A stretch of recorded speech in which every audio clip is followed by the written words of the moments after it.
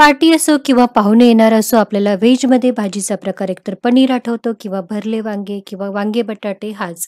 तर याशिवाय आज आपण घरच्या साहित्यातून बनणारा थोड्याशा वेगळ्या पद्धतीने एक भाजीचा प्रकार बघणार आहोत. तर स्वाद मराठीमध्ये तुमचं मनःपूर्वक स्वागत. या भाजीसाठी आपण पहिल्या स्टेपमध्ये पेस्ट बनवून घेणार आहोत. त्यासाठी 2 मोठ्या आकाराचे कांदे, 2 टमाटे आणि काही लसणाच्या पाकळ्या. आता या सगळ्या स्टेप अगदी बारकाईने बघा. यामध्ये आपल्याला कांदे आणि लसूण थोडासा तेलावर परतून वाफवून घ्यायचा. इथे आपल्याला कांदा तळायचा नाहीये. कांदा वाफवला की टमाटे घालून ते मात्र आपल्याला पाणी सुकावं म्हणून थोडेसे परतून घ्यायचेत आणि त्याची आपल्याला जेवढी शक्य आहे तेवढी बारीक पेस्ट वाटून घ्यायची आहे. ही पेस्ट तुम्ही आधीच बनवून ठेवू शकता. आणि आता दुसऱ्या स्टेपमध्ये आपल्याला हवेत काही मटार. हे बटाटे तुम्ही बघताय कसे कट करून घेतलेत.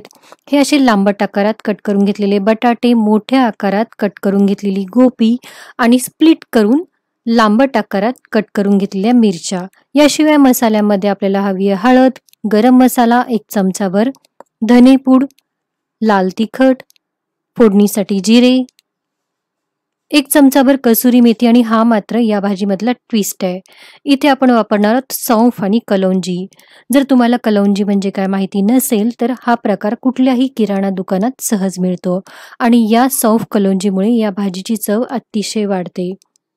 हे झालं साहित्य. आता तिसऱ्या स्टेपमध्ये आपल्याला अगदी थोड्याशा तेलावर बटाटे आणि गोबी तळून घ्यायची आहे. अर्थात हा काही हेल्दी प्रकार नाहीये, पण कधीतरी पाहुण्यांसाठी किंवा पार्टीसाठी हा प्रकार तुम्ही नक्की करू शकता. ही तळलेली गोबी आणि बटाटे आपल्याला एका बाउलमध्ये काढून घ्यायचे आहेत आणि त्याच तेलावर आपल्याला स्प्लिट करून लांबट आकारात चिरून घेतलेल्या मिरच्याही तळून घ्यायच्या आहेत. या मिरच्या तळून त्यावर थोडंसं मीठ भुरभुरवून आपल्याला त्या साईडला ठेवून द्यायचे आहेत. त्याच पॅनमध्ये उरलेल्या तेलावर जिरे, सौंफ आणि कलौंजी. यामध्ये सौंफ कलौंजीचा ट्विस्ट असा आहे की भाजीची टेस्ट अतिशय वेगळी आणि छान लागते, पण भाजीत नक्की काय घातलंय ते कळत नाही.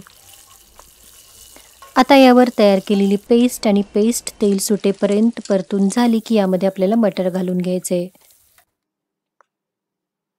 मटर ही थोडेसे परतले की बाकीचे मसाले तुम्ही पाण्यात एकत्र पेस्ट करून घालू शकता किंवा गॅसची आच मंद करून बाकीचे मसाले हळद, तिखट, धनेपूड, गरम मसाला आणि कसुरी मेथी आणि वरतून मीठ घालून घ्यायचं. ही भाजी तुम्ही ग्रेव्ही बनवू शकता.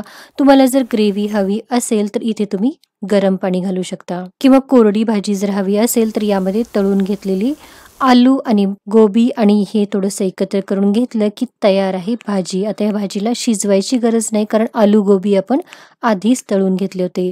वरतून तळून घेतलेल्या लांबट आकारात चिरलेल्या मिरच्या आणि थोडेसे आल्याचे जुलियन्स म्हणजे लांब आकारात कट करून घेतलेलं आलं. थोडीशी वेगळ्या ट्विस्टची, वेगळ्या चवीची ही भाजी आहे. या प्रकारे भाजी एकदा नक्की करून पहा. ही चव तुम्हाला नक्की आवडेल आणि जर ही रेसिपी तुम्हाला आवडली तर व्हिडिओला नक्की लाईक करा आणि स्वाद मराठीला नक्की सबस्क्राईब करा. तर पुन्हा भेटूया अशाच एका नवीन छानशा रेसिपीसह. धन्यवाद.